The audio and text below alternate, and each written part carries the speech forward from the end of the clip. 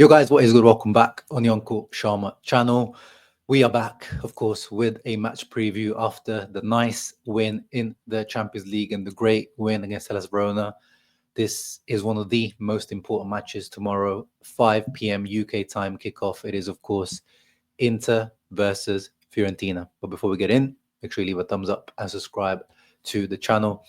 Inter versus Fiorentina, or Fiorentina versus Inter away at the Artemio Franchi is a tricky game, although over the last couple of seasons, we have had a good record there. Last season, 1-0 win, clean sheet, solid win, one of those wins in late January that convinced me that, yes, this Inter team is ready to win the Scudetto. We won it with Frattesi, Aslani starting in midfield. So that's how good that win was. And then in general, Fiorentina, you can see we've got a good record of them generally, home and away. But these away ones, you remember, like they're always quite, narrow, like 1-0, 2-1, and then that crazy, crazy game. I don't know if you guys remember a couple of seasons ago when Mkhitaryan scored the late winner where the ball literally bounced off him in the dying minutes. So usually these are quite scary affairs. They keep us on the edge of the seat right until the end, these Fiorentina games. So definitely not to underestimate. And Fiorentina, of course, are in fantastic form. They are on the exact same points as us this season at the moment. And in terms of actually their form recently, they're coming into this game with better form than us. Look at that. I think they're on 7 wins in a row, if I'm correct. Whereas we've got a few draws in between, of course, and they've got the exact record, 8 wins, 4 draws, 1 loss. Same exact goal difference, plus 17. They've conceded 4 less goals than us, but also scored 4 less goals than us. And this is one of the most surprising teams of the season at the moment, Fiorentina. Under the new coach this season, Raffaele Palladino, who was highly rated at Monza. I rated him highly, but he has taken me by surprise because they were actually struggling at the beginning of the season. But the way that they've performed until now, they've deserved it where they are. But I think this is the right time, even though they're in such a good form, 7 wins in a row, I think this is the right time to actually play them. This is the moment where Inter can go to their home and show them, nice run, guys, but you've been overachieving. This is the big boys. We are the big boys. And that's what I want Inter to go out there and show tomorrow. And this is the team that is going to do it. Pretty much what I expected after the little bit of rotation in the Champions League. At the back, of course, Inzaghi doesn't have much options now with Pavard's injury. Acerbi is back. He is back on the bench. Probably not ready to start. So we are quite short at the back because Carlos Augusto yesterday pulled up with fatigue. So he's probably going to be part of the squad, but not ready to start tomorrow. So Bisek, De Vrij, Bastoni, strong backline. Bisek, next few weeks he's going to be called into action very regularly. And also because of Carlos Augusto's injury, you got to keep an eye out potentially for Palacios getting some minutes because if Augusto's also sometimes the left centre-back option to let Bastoni rest. If he's got fatigue, the only other centre-back that we have is Palacios, unless Acerbi is ready to step in. And then there's also talk of Alexiou Christou, young centre-back, captain of the Primavera team, getting a call-up just because of these injuries at the back, but I doubt he's going to get any minutes, even if he is. In midfield or wing backs, Di Marco continuing after his good performance against, he's been our most consistent player in general.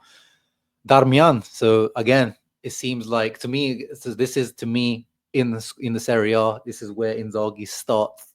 I know he calls them the co-titolari, the co-starters in the Champions League, but really, if you ask Inzaghi, gun to your head, cup final tomorrow or a Scudetto deciding match, I still think to him, Matteo Darmian is part of the starter, the 11 starters. Dumfries still hasn't managed that overtake, as I mentioned last few weeks. Because of Augusto's injury, Darmian became the vice Di Marco. That's why he wasn't starting. It's not that Dumfries overtook Darmian, so we can see that right now. But in the coming weeks now, I do want to start seeing Darmian more as the right centre-back, hopefully. And obviously, we know what midfield we want to see, especially after that performance against Leipzig. But we also know the love Inzaghi has for Mkhitaryan, and it will be a Barella, Çalhanoğlu, Mkhitaryan midfield.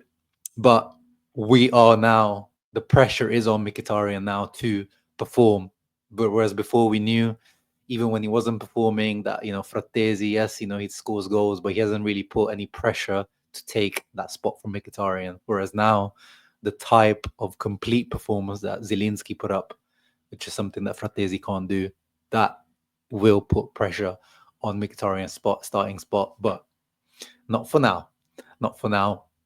And then up front, of course, it's Thuram, Lautaro. I know we all know Lautaro is off form. We know when Lautaro needs to step up. But this is actually, Fiorentina away is one of those games that Lautaro has stepped up in the last few years. I remember 2 or 3 great performances from Lautaro away at Fiorentina. So hoping that maybe this could be his redemption, because otherwise, outside of Thuram, the only other striker that's performing at the moment is Joaquin Correa, who will be on the bench. Maybe, Taremi, we're still waiting to see, especially in Serie A. Taremi's been the Champions League guy, but he hasn't really got that many minutes in Serie A. But strong bench, in terms of potential opportunities for guys coming off the bench. Frattesi, who had an injury, is back on the bench, available. Zielinski, of course. Dumfries, Buchanan. So lots of options for Inzaghi. The only real injuries at the moment. Di Gennaro apparently is injured, so maybe one of the youth team goalkeepers might get a call up, I'm guessing, and obviously Pavard is out till next year. Good team, definitely good enough to beat this Fiorentina team, who are different from the Italiano Fiorentina from the last few seasons. They're a bit more solid defensive, a lot more solid defensively. The defensive line is not as crazy, not as kamikaze as we have been used to. Ex of the match, Robin Gosens, who has been good for Fiorentina. Good to see him. Always a shame that his career didn't work out. Really great guy and athlete. Just, didn't quite work out for him. But it's good to see him back in Serie A.